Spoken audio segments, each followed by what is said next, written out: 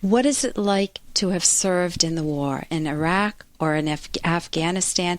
With me today is Jay White, who has worked with a lot of vets from the global war on terrorism, and he's a readjustment counselor, and he's been there and back. Jay, welcome so much to the show. You're from the Hartford Vet Center, aren't you? Yes, I am. Thank you for having me, Dr. Kenner. Yeah, and I wondered, what was it like when you were first called over? What was that like for you? We were first called over in 2003, and to be honest with you, our unit was kind of alerted since September 11th.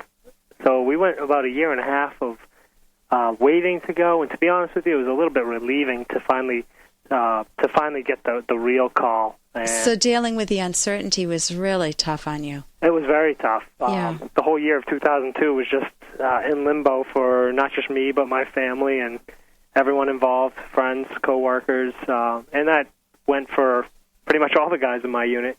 Yeah, and is that something like there's nothing you can do about that? The uncertainty is real and there's no specific way to cope, or did you find a way that really helped you cope with having been called up and being in that waiting period? Personally, I spent most of the time just staying in shape and focusing on getting in good physical condition more than anything, and I think that helped me mentally too. But my theory was if something happens to me, I didn't want it to happen to me because I was too slow or something. So you were really gearing up for survival. Sure, I guess you could say that, but it was kind of like we had never experienced it before. So for anybody who's like played sports or anything, you think of it as a big event. So you need to get in shape for that event, and that's what I did. So during that period. Then once you got the call to go over, how did that affect you? And I'm assuming you're not married? I'm not married yet, actually. I'll probably be married by the end of the summer. Okay. But how did it affect me when I got called? I remember my mother was not happy at all, but I kept telling her and anyone who agreed with her that it was a good thing because we had to go and come back before we could finally, be done with worrying about going. Yeah. If that makes sense. So you focus more on the relief. Mom, we've been living in uncertainty for so long. Right. I had to pretty much explain to her, well, listen, we're going to go, so let's just go and get this over with. Yeah, and as a mother, I'm a mother too, and I know what I would feel like. I would just feel devastated because I would picture him coming back hurt or maybe even not coming back. How do you help people like your mother who are in that position? Well, to be honest with you, you know that what she's thinking is a possibility, and it's not easy. What do you tell someone? So I think the best thing to do is in any situation is kind of focus on the positive, and that being, I'm with people I know. In my case, my reserve unit, I'm with my friends. What I'm going to be doing over there, in particular for me, was a good thing. Just keep reiterating, listen, I'm mature, I'll make the right decisions, I'll keep in mind the safety of, the mission before we go out, and I won't be doing crazy things, just kind of anything to reassure, a parent or whatever. Are there ways to keep in contact? Were they able to touch base with you and during the war? They could, to a degree. It's better than it is. It's better now than it was in OIF-1, they call it. That was the first phase of the Iraq War. Yeah. For me in particular, I didn't have the easiest time contacting home for the first couple of months when the war first started. Yeah. Just based on where I was, and didn't get mail for a month or so, but that was an isolated situation where we were. But for the people in the rear detachment, then they could have contacted home, and for pretty much everybody now, from what I've been hearing from the veterans who come in here, they have a decent amount of contact. So there's some support, and it's not like it's a vacuum. You hear that too much contact is an issue, actually. Right. Jay, what would you say was the scariest moment in the war for you? No doubt that I remember the date, actually. It was April 15th, 2003. it was just the middle of the night, and I guess now looking back, there were just mortars coming in. We weren't at a particular base. We just kind of hopped around. This is in Baghdad? In Baghdad, right. Mm-hmm. And you just didn't know. I mean, like, the pattern of them, it just seemed like they got closer and closer and louder. And the scariest part was thinking that you could be dead in the next 30 seconds, but not even that.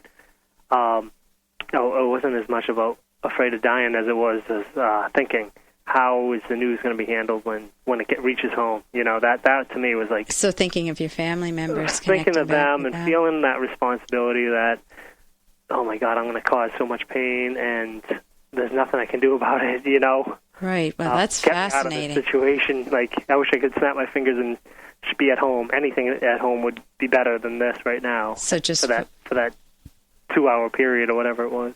Yeah, and then there must have been tremendous relief when you felt out of danger again.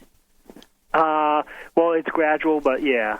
Oh, so it is when you look back at the whole thing, it is relieving, but, you know, it's not like you're there and then, oh, it's gone. You know, it's a gradual thing, so. So I want to give you a moment to be able to explain what you do. You served in the National Guard, but you're now a readjustment counselor, and what would you like to tell people like yourselves who've served in Afghanistan or Iraq? Well, they hired like 50 of us who are veterans of either Afghanistan or Iraq in 2004, and I was lucky enough to get a position here in Hartford.